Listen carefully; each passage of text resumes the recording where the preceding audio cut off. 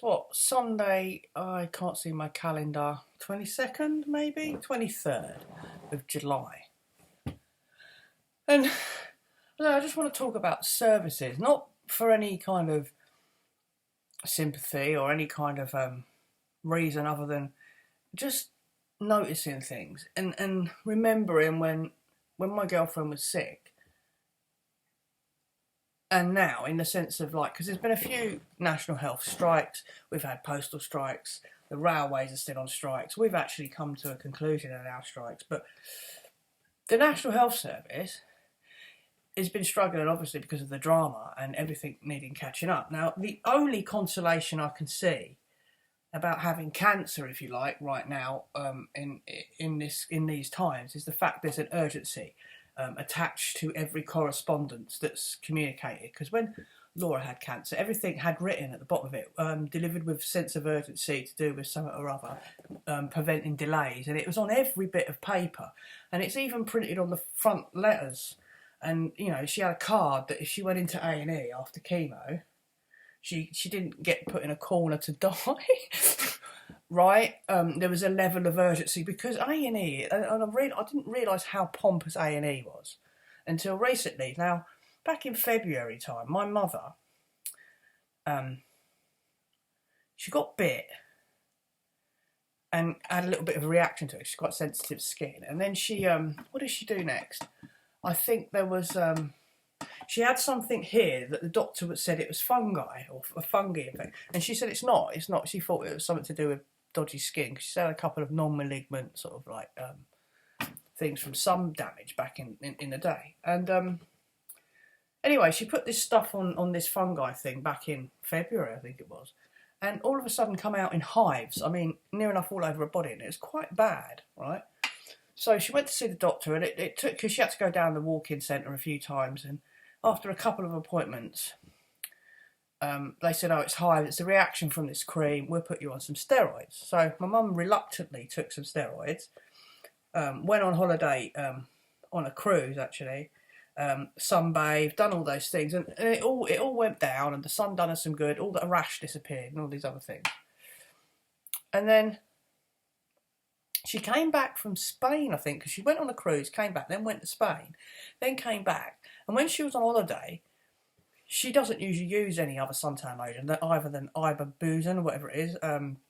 If she ever uses any, ibuprofen or boozin, I can't fucking pronounce it. So, because there's certain parabens of things that she's allergic to, and as a rule, she just won't lay out in the sun for too long. She'll cover herself up because she knows that a lot of it causes cancer, you know, like suntan lotion. So anyway, this bit was exposed wherever she was, and she couldn't cover it for some reason. So she used a bit of my dad's Factor 30. And just exploding into this massive rash. Well, I went on holiday with her last week for a week, and all up here, all across here, all down the front of her legs, it's like scabby, like eczema, like it's almost like it's dead skin flaking off, you know. And it was reasonably bad. She'd been in A&E twice in that week because she's waiting for a dermatologist appointment, which she's got. I think she's got the first one's in November, from February. That's what I mean about the delays in systems. So anyway, she's been having because it's making her itch, it's making her hot, and she got prickly sensation. And anyway, then she started getting like swelling in her legs, and her blood pressure went up and down. She passed out, and my dad had to call an ambulance out about 3 weeks ago because her blood pressure went up and then down, and they weren't sure if it was a blood pressure medication causing the rash. So she was experimenting with that as well, and of course that fucked that up. So she concussed herself near enough. That wasn't great. So she's been down to A&E in the walk-in centre every other day for about 2 weeks, it felt. So anyway, went on holiday last week, and one leg was up and one leg was down, and I was like, well, it could be dehydration, or it could be you're carrying too many fluids. It could be your body regulating itself from coming off medication. It could be a number of things. So we tried to get her to spray herself with seawater and get her in the sea. And I won't get in the sea because it's fucking freezing. So we got one of those spray things that I use for tie-dye, and we sprayed her. And it did seem to ease her skin. Then the next day it'd be really inflamed. And then if she put something on it, it's like almost contact dermatitis, it would inflame her again. And then one leg was more swollen than the other. Now, I didn't think anything dodgy or anything like that. You know, the extremities is if someone, because I said to her, I said, well, that's strange that your ankles are swelling. She said, why? I said, have they done an ECG and checked your heart? I said, are your kidneys working and stuff? She says, well, why? I said, because I think it's the left-hand side. I can't remember, Dr. Campbell explained it, that if something's not pumping properly, your fluids from your kidneys don't get flushed properly and then they sit in your ankles. It's called something. Anyway, it turns out that ain't the case. So when she's come back from holiday, she's nipped into the next door neighbour who's a consultant, down Bedford Hospital, and she said, oh, you could have a possible DVT because one leg was swollen than the other, and just the way it sat. So anyway, she's down there in here on another emergency. Then they give her anticoagulants, give her an injection. She was in there, had all these other things go on. Then was discharged. Then the next day, she's down there again, and my dad's I'm down the hospital with your mum again. I'm like, you've been down there nearly every day this week. What's that about? And oh, we're in A&E. She's been admitted. I think this was Thursday or Friday. So because everything's swollen up, they now think she's got a possible DMT. There's loads of other crap going on. They admitted her to see the dermatologist. I think it might have been the Friday. Anyway, the dermatologist eventually got there because we didn't think it was going to come. The dermatologist come the Friday night and basically has an idea what might be wrong with my mum and said, look, you're so inflamed. It's luckily a doctor in A&E actually recognised my mum, or she wouldn't have got admitted because it was just going round and round in circles. It's like almost like there's no communication within the A&E at all, or any kind of health service. Obviously, the people working them are doing their best with what they've got. So anyway, this doctor's recognised her. So the dermatologist eventually comes round. This other woman had to ring dermatology about fucking every other hour. I think they were on strike at the time, so this is why there was a load of crap. And the dermatologist comes round and says to my mum, they've got an idea what it could be, but basically her body is excreting proteins and enzymes and salts and sugars. And the reason why her heart rate's elevated and she's swollen is because basically her heart's trying to deal with it and is under a lot of pressure and there's a lot of swelling. So he said, because of that, we can't let you leave, obviously, you know.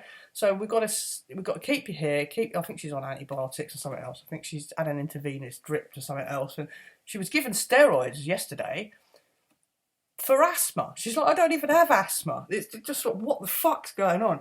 Anyway, she's there now. She's hopefully seeing dermatology tomorrow and they're going to do a biopsy and we'll go from there. But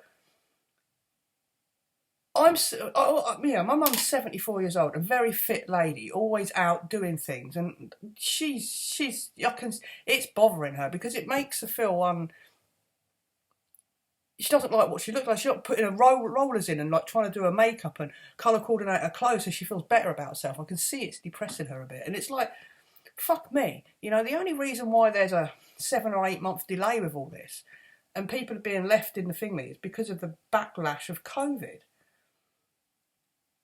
And, you know, I think to myself, Jesus Christ, you know, if you've got cancer, there's a Cancer Act that protects you, thankfully, because it needs to be there. But imagine if you've got a heart condition and all these other things, the amount of crap you've got to go through.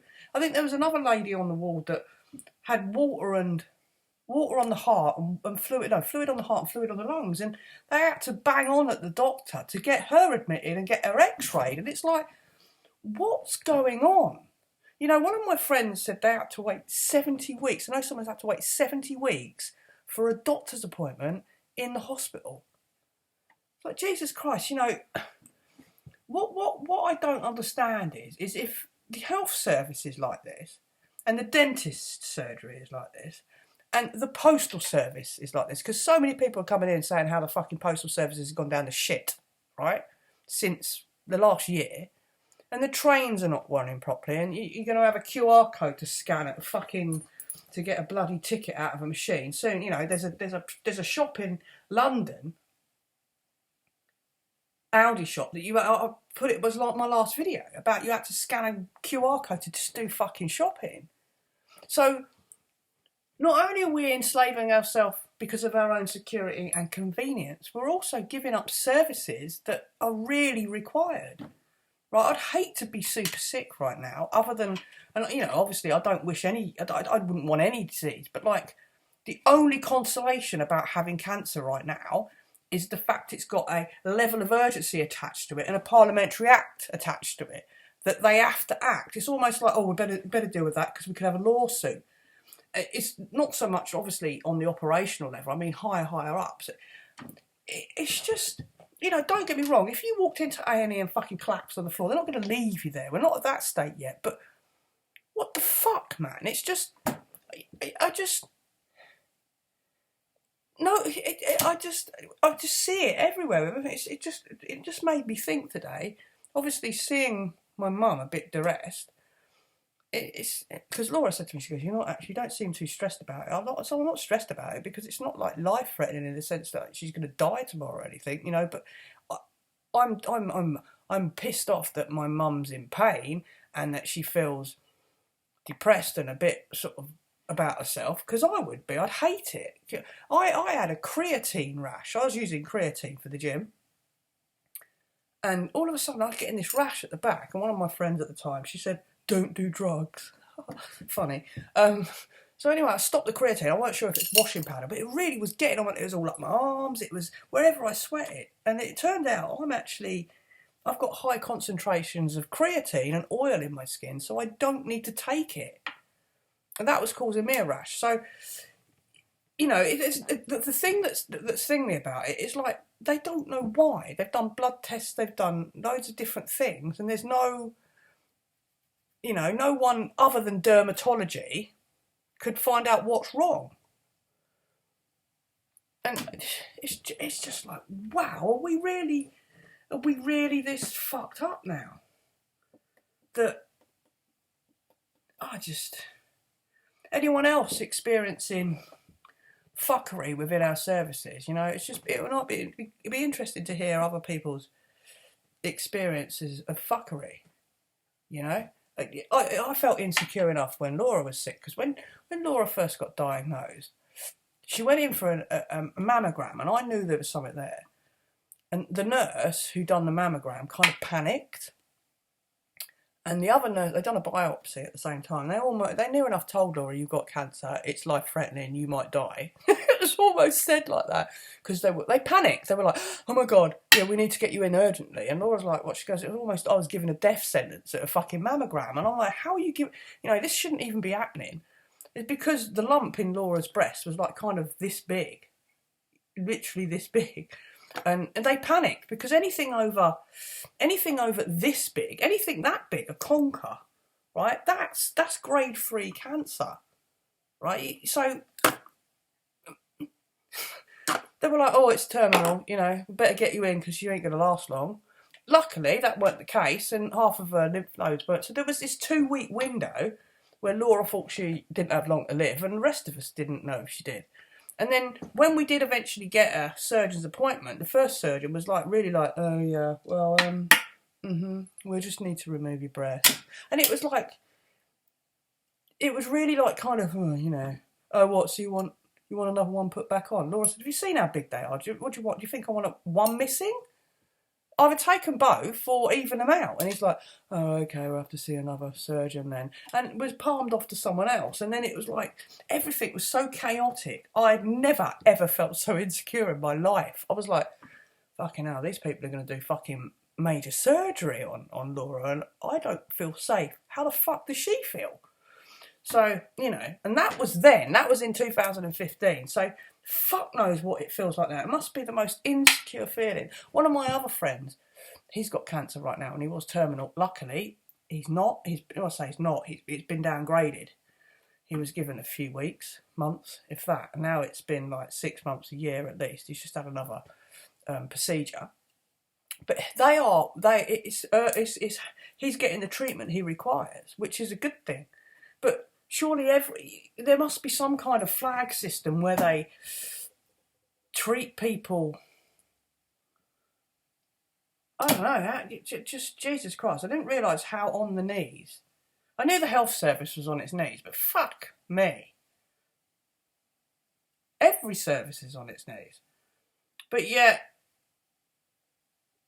no one seems to be too concerned, or I'm not hearing their concern. I don't know. I've got to go back to work tomorrow. I've had 2 weeks off, and I've got to go back to a business that I don't actually have a job in. It's in such just yet. I've no information. Just I'm going to turn up when I feel like it Monday. Am I, and just do my hours? So, yeah, the world's a bit fucking strange right now, but at the same time, I think I'm quite happy within myself. I'm quite glad I'm not watching that box there and that television and the news and anything to do with programming, because I certainly am nowhere near as angry. I don't seem to be as much fear and distress in the sense of like panic about certain things. I can almost see through things immediately, and I think I can see a lot more people having realization. And you know what I find quite satisfying is I've heard people, normal people who normally would conform and be authoritarian, go, well, I wouldn't conform to another lockdown. I'm like, oh, thank God. Thank you. So if you won't conform to another lockdown, are people going to act the same as they did during that fucking drama? Because Jesus Christ, that was a very fucking strange time. That was a time when I realised that I'm not the same as everyone. You know, I did not have the... I can't say it because I'll get banned for saying that, because this platform still doesn't like you talking about such things because, oh, they're sponsored by them, probably. Yeah. But, you know, the amount of shit that a lot of us got for saying no to that. And it's almost you were made to feel dirty. You were made to feel as if you were less than, and as if you were... It was a weird feeling. And, you know, you question your own sanity. You question your own... You start... You know, luckily, that questioning didn't go on for too long, and I realised that I was probably being a dick because I didn't take it. So, yeah, I'm going to go now because I've got fuck all else to say. I've been rambling for 17 minutes, and I don't even know what this vlog was supposed to be about. So, services. Yeah, peace, love and light. Oh, where's the stop button? There.